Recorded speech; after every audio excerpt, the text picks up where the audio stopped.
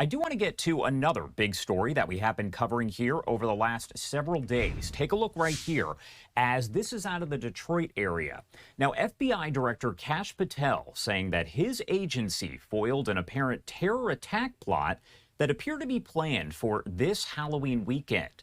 This was the statement right here posted by Patel on social media Friday, as he wrote that multiple suspects were arrested in Michigan in connection with that plot.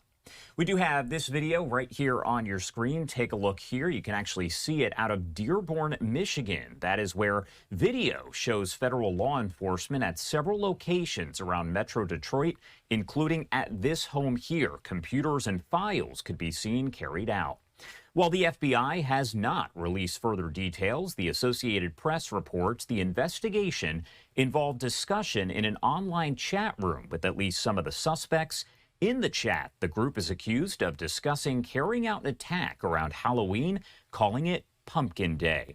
Now, all of this here is still under investigation, so no other details have been released.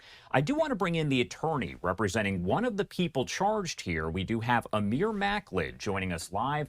Amir, thank you so much for taking the time to be here with us. Good morning, Josh. Thanks for having me. Of course. And first off, the big question I do want to ask you here, what can you tell us about what your client is being accused of here?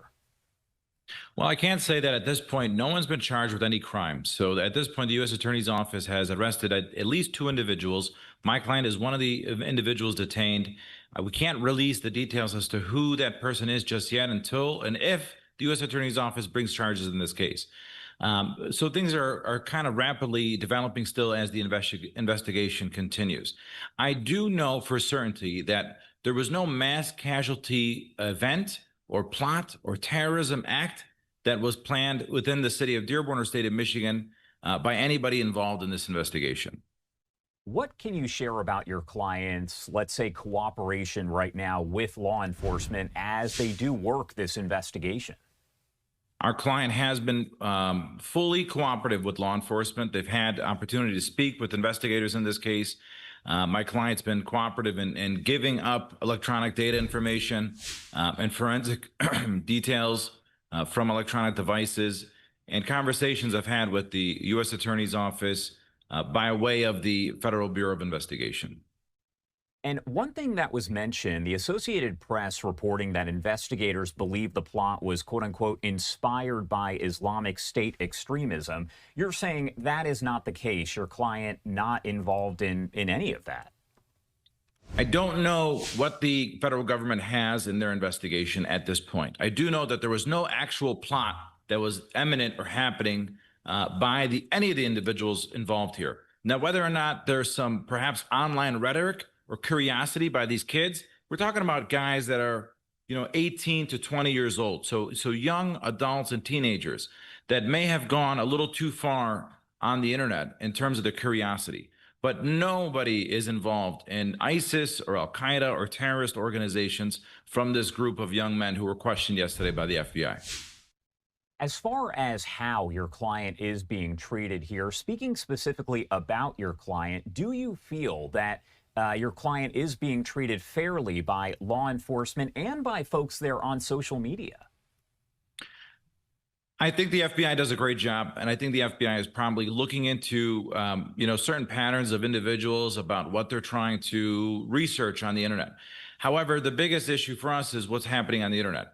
I think it spirals out of control, and I think there's rhetoric. A lot of it is really hysteric when it comes to somebody that is of maybe even Arab or Muslim origin or descent, and that is something that we're concerned about. We don't want to see online rhetoric become harmful to the community at large, including the Arab and Muslim population in Michigan. Any misconceptions about all of this that you want to make sure to clear up right now here live on the air?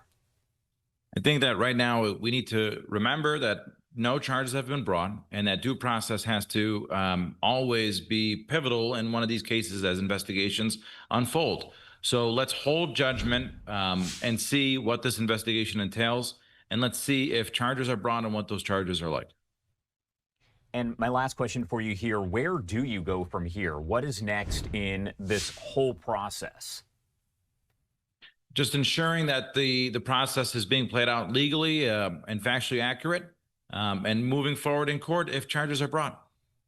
All right. Amir Mackled, thank you so much for taking the time to be here with us and speak a little bit about this. Of course, more information will be forthcoming, I'm sure, in the coming days. Anything we missed? Anything you want to make sure to add here before I let you go? I appreciate you, Josh. Thank you. All right. Have a good rest of your day.